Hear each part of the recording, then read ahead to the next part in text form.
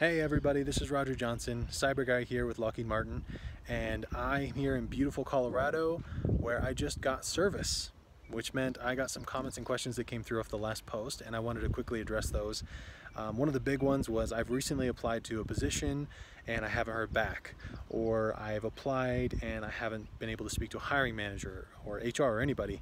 I wanted to address that because that is too often way too true. I had the exact same experience and it was very annoying, and so I wanted to tell you what I did and tell you the better news afterwards. So I was very aggressive on LinkedIn. That was my platform where I reached out to a lot of individuals.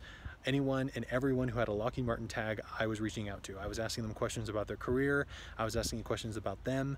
I wanted to know who they thought I should be talking to after that. Really networking in to get to where I needed to go. That still took me some time. So the better news is Lockheed Martin has finally moved away from the archaic system that they were using for their hiring process. There's a lot of really cool features. Many of them make it a lot more transparent to the candidates so that we can see what's going on behind the scenes. So if you apply to the position, your portal will tell you that you've applied to the position, which you obviously don't need to know, but moving forward, if your resume is being reviewed by a manager, it will tell you that. If you have an upcoming interview, it's going to tell you that.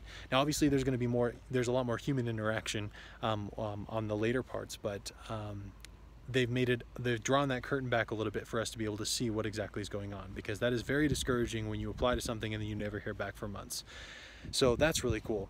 The process though, everyone wants to have their resume in front of a hiring manager. That's the end goal, or the end goal is to be hired on.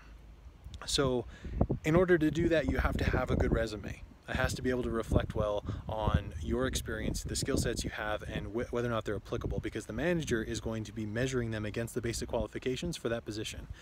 So it's important to have a really good resume. Don't get hung up on one position. I want to say that I probably was turned down for a number of positions. I want 45, 50. It's up there.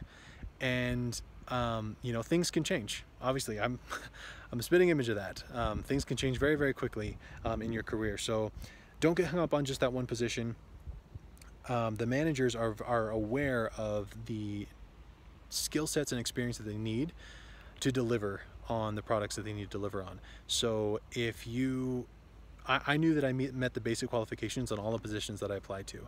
That didn't mean I wasn't qualified. It just meant that the manager was looking for specific skill sets, specific experience in order to deliver on what he needed to. So don't get discouraged off that. Continue to apply. Again, that's going to be my motto when it comes to applying to Lockheed Martin. Continue to apply.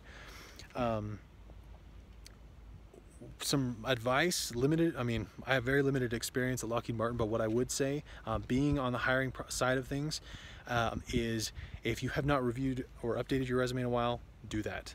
If you have not updated your information at Lockheed Martin, do that. Once you've done, you've gotten up to date, then shoot me a message, or a recruiter, anybody you have that's a contact for Lockheed Martin, and we'll get you in touch with the right people in order to get that hiring process going. I'm very willing to help. I really appreciate all the questions that are coming my way and all the support. There is a whole lot more to come. Again, they're tracking me for a year on this, so I'm going to catch up with you guys soon and let you know a little bit more about some of the cyber stuff that we're doing.